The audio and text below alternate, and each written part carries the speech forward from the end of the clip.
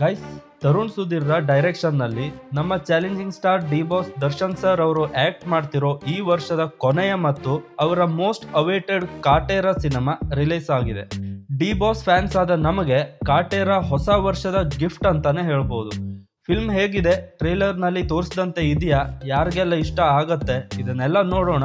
ಅದಕ್ಕೂ ಮೊದಲು ನಾನು ಗುಣ, ನೀವು ನೋಡ್ತಾ ಇದ್ದೀರಾ ಗುಣ ಸಿನೆಕಾರ್ನ ಯೂಟ್ಯೂಬ್ ಚಾನಲ್. ಈಗ ಫಿಲ್ಮ್ ಬಗ್ಗೆ ಹೇಳೋದಾದ್ರೆ, ಇದು ರೈತರ ಬಗ್ಗೆ ಮಾಡಿರೋ ಸಿನಿಮಾ. 1974 ಟೈಮ್ನಲ್ಲಿ ಉಳುವವನೇ ಒಡೆಯ ಅನ್ನೋ ಆಕ್ಟ್ ಪಾಸ್ ಆಗುತ್ತೆ.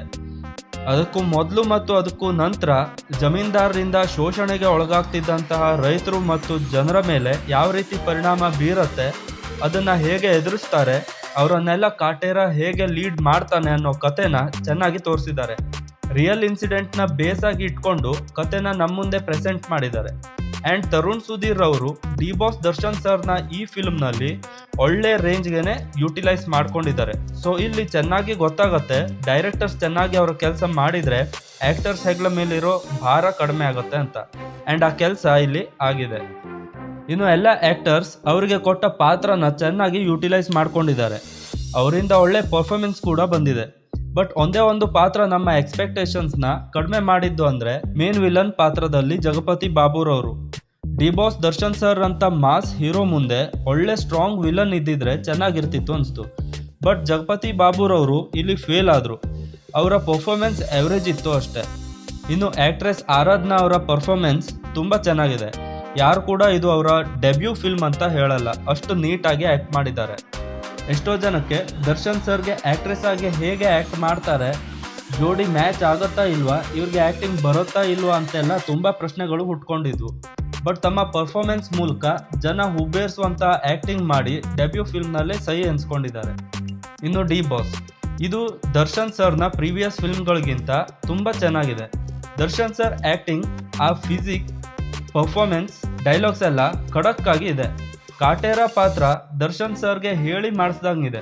ಫಿಲ್ಮ್ನಲ್ಲಿ ದರ್ಶನ್ ಸರ್ 2 ಡಿಫ್ರೆಂಟ್ ಶೇಡ್ಸ್ನಲ್ಲಿ ಕಾಣಿಸ್ಕೊಂಡಿದ್ದಾರೆ. ಒಂದು ನಾರ್ಮಲ್, ಇನ್ನೊಂದು ವಯಸ್ಸಾದ ಪಾತ್ರದಲ್ಲಿ. ನಾರ್ಮಲ್ ಪಾತ್ರಕ್ಕಿಂತ ವಯಸ್ಸಾದ ಪಾತ್ರದ ಎಂಟ್ರಿಗೆ ಥಿಯೇಟರ್ನಲ್ಲಿ fans ಹುಚ್ಚೆದ್ದು ಕುಣಿದಿದ್ರು.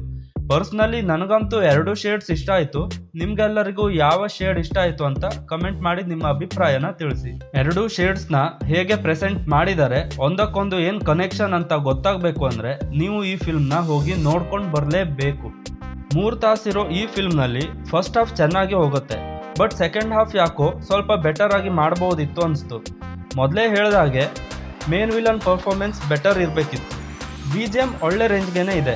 All credit goes to Harikrishna sir. ಫಿಲ್ಮ್ನ ಕೊನೆ ಹತ್ರ ತಂದ ಜಾತಿ ಪದ್ಧತಿ ಕಥೆಯಿಂದ ಮೊದಲಿಂದ ಬಿಲ್ಡ್ ಆಗಿ ಬಂದ ಕತೆ ಮೇಲೆ ಸ್ವಲ್ಪ ಬ್ಯಾಡ್ ಇಂಪ್ಯಾಕ್ಟ್ ಆಯಿತು ಅನಿಸ್ತು. ಬಟ್ ಓವರ್ ಆಲ್ ಫಿಲ್ಮ್ ಮಾತ್ರ ಆರಾಮಾಗಿ ಫ್ಯಾಮಿಲಿ ಜೊತೆ ಕೂತ್ಕೊಂಡು ನೋಡ್ಬೋದು. Totally it's a good film. ಎಲ್ಲರೂ ನಿಮ್ಮ ಹತ್ತಿರದ ಥಿಯೇಟರ್ಸ್ಗೆ ಹೋಗಿ ಫಿಲ್ಮ್ನ ನೋಡ್ಕೊಂಡು ಬನ್ನಿ. ನಮ್ಮ ಕನ್ನಡದ ಸಿನಿಮಾಗಳಿಗೆ ಸಪೋರ್ಟ್ ಮಾಡಿ. ಸೊ ಇದಾಗಿತ್ತು ಇವತ್ತಿನ ವಿಡಿಯೋ ಇಷ್ಟ ಆಗಿದ್ರೆ ಒಂದು ಲೈಕ್ ಮಾಡಿ.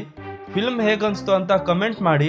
ನೀವು ಕೂಡ ಡಿ ಬಾಸ್ ಅಭಿಮಾನಿ ಆಗಿದ್ರೆ ನನ್ನ ಚಾನೆಲ್ನ ಸಬ್ಸ್ಕ್ರೈಬ್ ಮಾಡೋದನ್ನು ಮರಿಬೇಡಿ. Thank you so much.